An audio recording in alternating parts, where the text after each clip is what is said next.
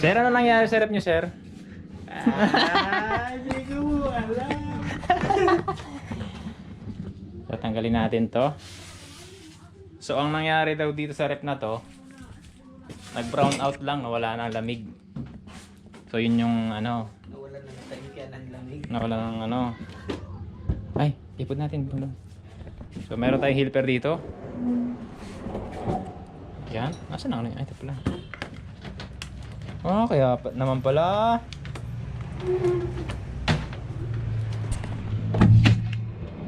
So, ito ay direct cooling na refrigerator. So, yan.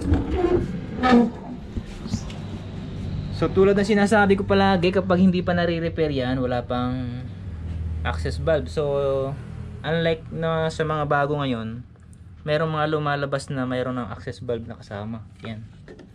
So, check up natin yan. Ito yung may-ari. Yan yung nakatira. Yan yung nagsira. Si Tia Wilma.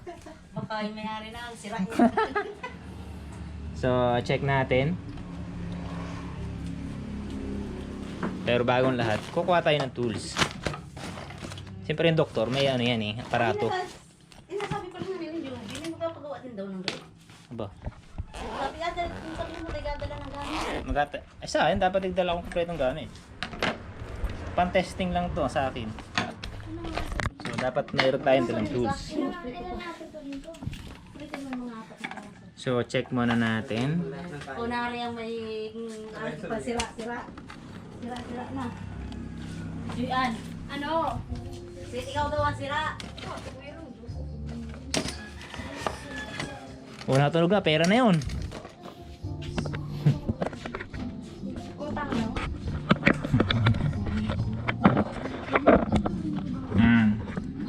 Dahil kailangan natin ng parang madilim. Buksan naman. Nasa siya no? Si Nonoy. Nasa Singon?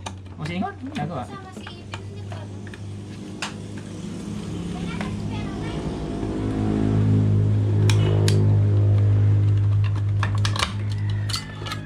So yan. So ito yung kanyang overload and relay. Ito. Starting relay yan na tinatawag. So ito yung basic na refrigerator lang na kalimitang ginagamit natin. So ang nangyari nga daw, parang nag-brown out, palagi nagba-brown out. Then parang kinabukasan hindi na lumamig. So check muna natin kung hindi grounded ang compressor.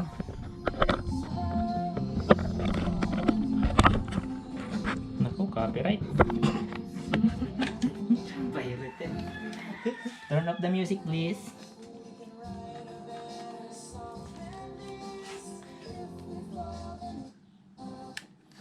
So ipa-plug in natin ang ating unit.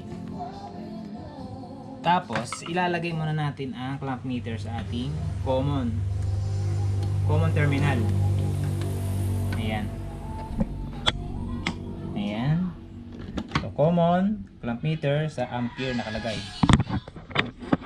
Okay. So plug in. Tingnan natin kung ano bang nangyari dito. Kung umaandar ba compressor or nagti-trip. So malalaman natin 'yan. Okay. So plug in. So umaandar.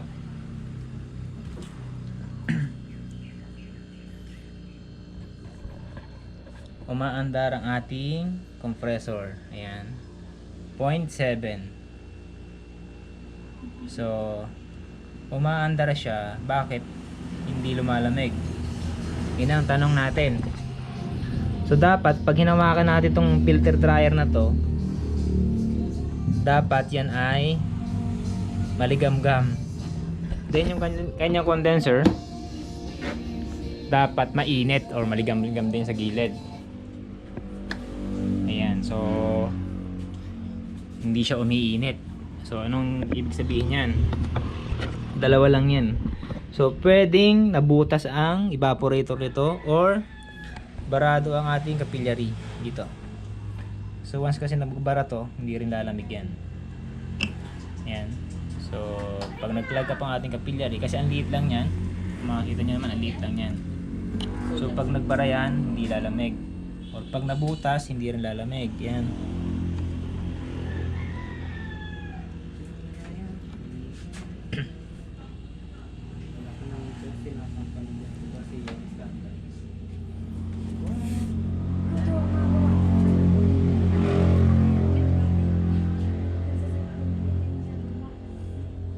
Pag inabi yung may date redirection, hindi ko na makita. Yung gawin ng bagong update nandun yung Facebook. So umaandar si compressor natin. Ang problema, hindi lumalamig.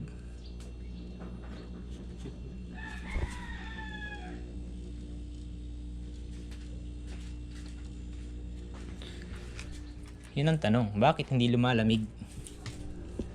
0.6. Okay, so dalawa lang yan. Pag may tama yung ating evaporator, nasaksak, 100% wala itong karga. Okay, so ang problema naman kapag nasaksak ang evaporator natin, malaki ang chance natin na napasukan to ng moisture or ng tubig. So kapag napasukan ng tubig ang compressor natin, mga 50-50 na siyang magtitino, unlike kung mapalitan natin ng oil. Then kapag hindi pa sunog ang ating winding or may tama ang winding. Okay, so check natin kung nasundot nga to.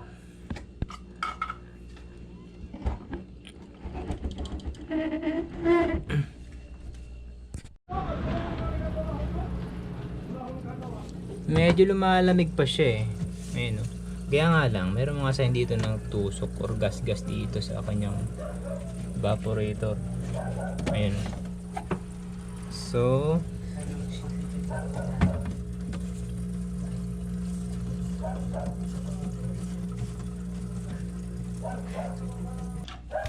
lumalamig pa siya ng konti. Ibig sabihin, may refrigerant pa to na. Hindi pa to siya totally nawala ang karga. So, ang tanong, bakit kulang or barado? Ayun, no? So dapat maligam-gam to guys. So ang gagawin natin diyang una, first option dito, i-reprocess natin to. Then bago natin i-reprocess, ililik test muna natin. So magpapalit na tayo ng filter dryer. Kasi dalawa lang kasing option niya. Kapag may karga to, ibig sabihin barado tong ating capillary or filter dryer.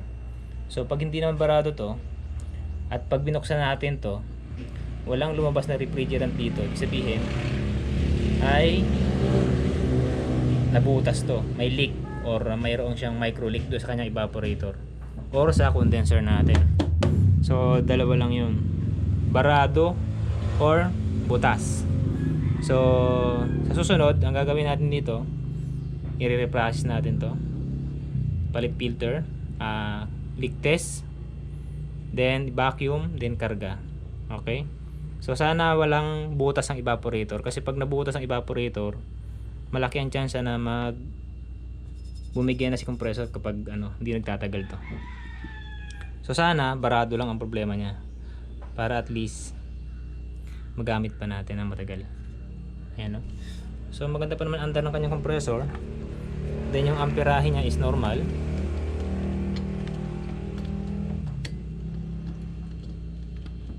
Ayan, 0.6. So usually ang amperahe nito ay mga 0.9 or 0.8 kapag full load na siya. Mga 0.8 to 0.9 full load ampere. Kasi lumalamig ang kanyang filter.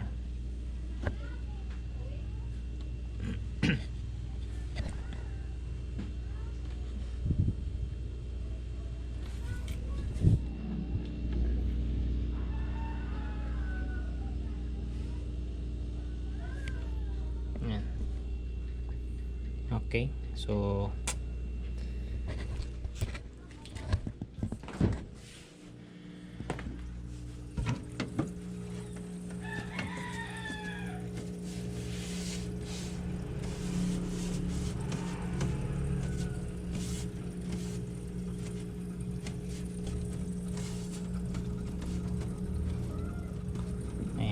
sa lugar na to, sa probinsya, walang gumagawa ng rep.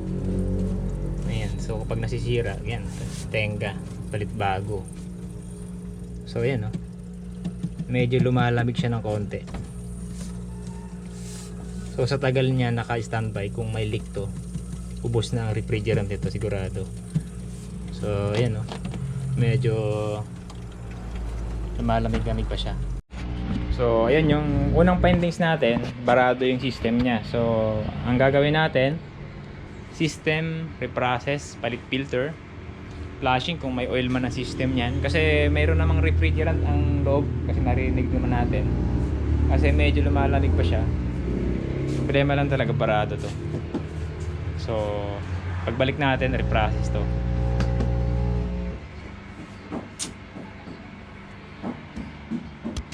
Anong masasabi mo?